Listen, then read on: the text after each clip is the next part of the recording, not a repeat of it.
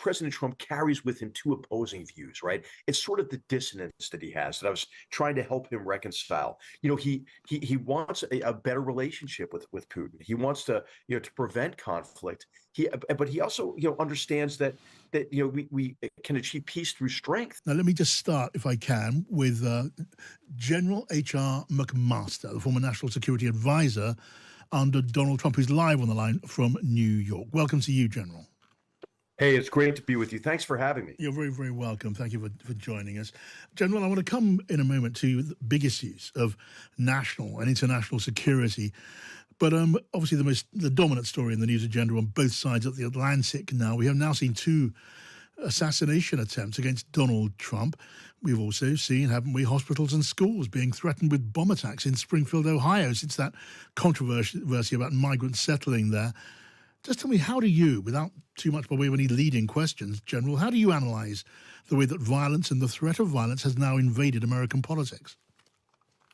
Well, I'll tell you, I mean, there's a reason why the title of my book is At War with Ourselves, because we are at war with ourselves. And what I see is I think what you see in the UK to a certain extent as well is the polarization of our polity and the vitriolic nature of our partisan political discourse.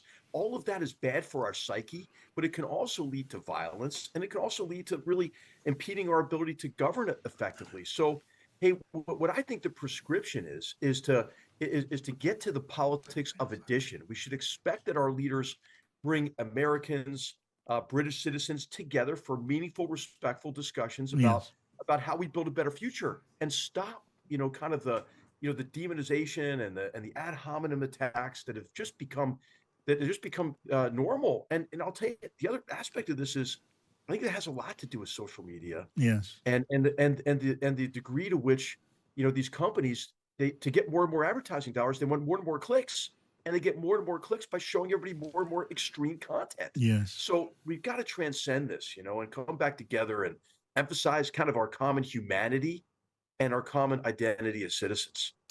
I mean, what you say has an enormous ring of sense and authority to it. No one who pretends to the status of a serious player in American politics, or just as a serious citizen of your country, would defend the kind of incitement of violence that we're talking about here, any kind of conscious incitement to violence. Everyone would call for an end to the kind of violence that we've seen, the violent rhetoric that we've seen. But when it comes down to specifics, General, let's look at what's going on at the moment. Do you believe, clear point, do you believe it's fair for Democrats and critics of Donald Trump to describe Mr. Trump as a threat to democracy? Democracy, as it's always been known in the USA. And certainly Republicans say that line of criticism is inflammatory. That's an incitement of violence in your country.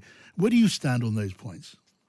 Yeah, I think everybody ought to stop kind of the rhetoric that diminishes our confidence in our democratic principles and institutions and processes just to score partisan political points. That can be with kind of the demonization of Donald Trump, although he does deserve criticism for, election denial in 2020 and encouraging an assault on the Capitol. But this severe kind of demonization of him, that democracy is going to end. The magazine The Nation had a caricature of him as Hitler on the cover. I mean, how can that be good? And it's the same on for President Trump. He's already kind of laying the groundwork for, saying the election result may not be legitimate. Yes. So I think both political parties have to stop compromising our confidence in who we are as a people, in our democratic institutions and processes to score partisan political points. Do you hold both sides equally to account?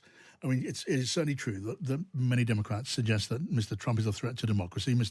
Well, look at the rhetoric over Springfield, where suggestions of migrants eating pets, eating cats and dogs without a shred of evidence. And we've seen schools and hospitals having to be evacuated in the face of bomb threats. We've seen migrants' homes being attacked. We've seen acid apparently thrown on migrants' cars.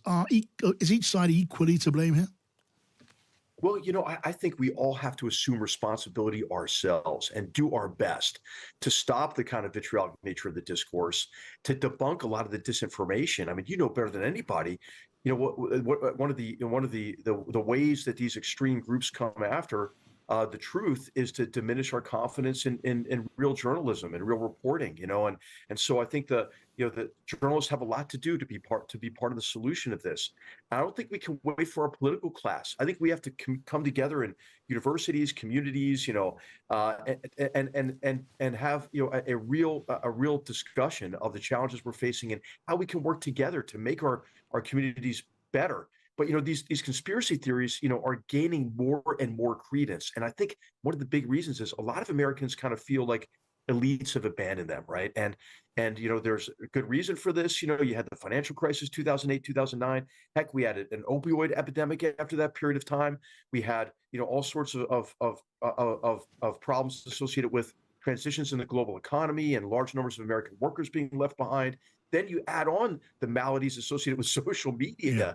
We have a lot of work to do, to overcome this. But what I'm encouraged by is it's not the first time we've had these kind of problems. I mean, the 1970s were divisive. I mean, heck, the 1860s were even worse, obviously.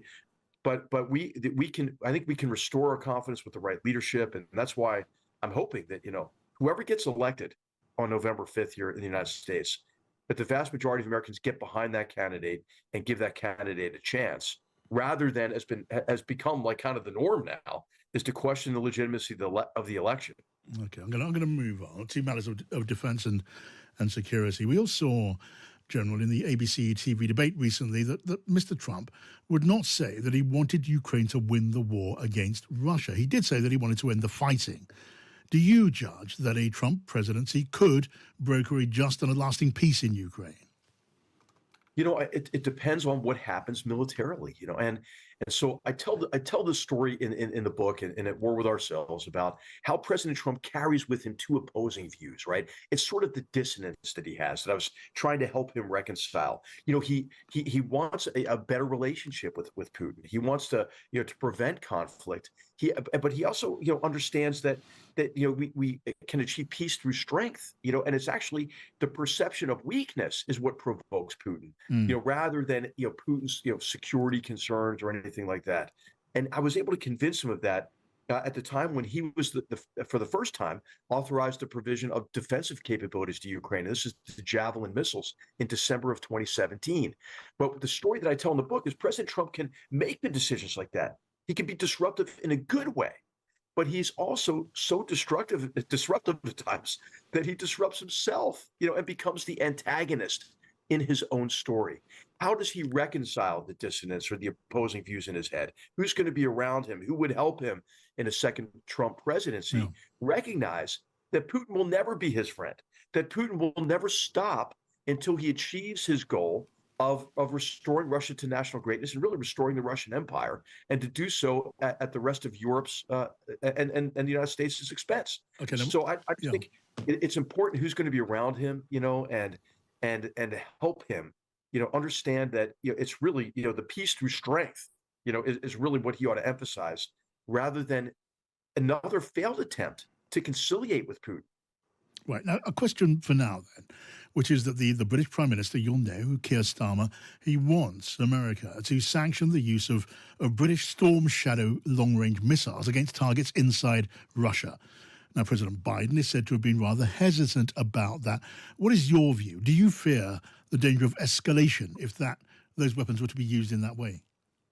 No, I don't fear the danger of escalation there, because how can you not allow Ukraine to defend themselves? I mean, remember these long range glide bombs that Russia's been using. They've been used against a children's hospital. They're used against critical infrastructure. You see more and more innocent Ukrainians dying from these long range capabilities.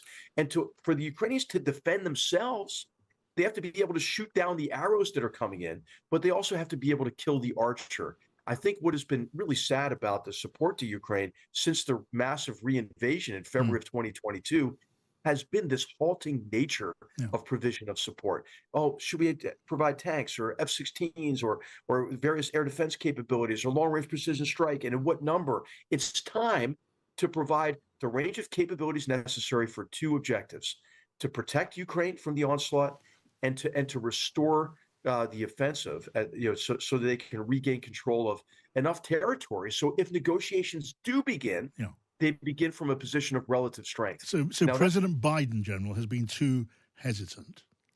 I believe so, absolutely. And I think actually the policies, going back to 2021, 2022, projected weakness. When does it ever make sense, right? To list all the things you're not going to do. That's not how you deter an attack. That's what we did. We pulled our naval vessels out of the Black Sea. We suspended lethal assistance to the Ukrainians. We evacuated our advisors. We evacuated and scuttled our embassy. Mm. And then we offered Zelensky a ride out. I mean, I think in many ways, in retrospect, that was kind of a green light for Putin. Yeah. And now the administration recovered. I think they did a very good job at staying aligned with Europe, for the United States and Europe and NATO countries in particular to work together to support Ukraine in a way that Russia didn't anticipate. But I think the halting nature of that support has provided opportunities for Putin and for Russian forces that they didn't deserve. Okay, now I know you're really pressed for time, so last question, just on your point that President Biden then has been too hesitant.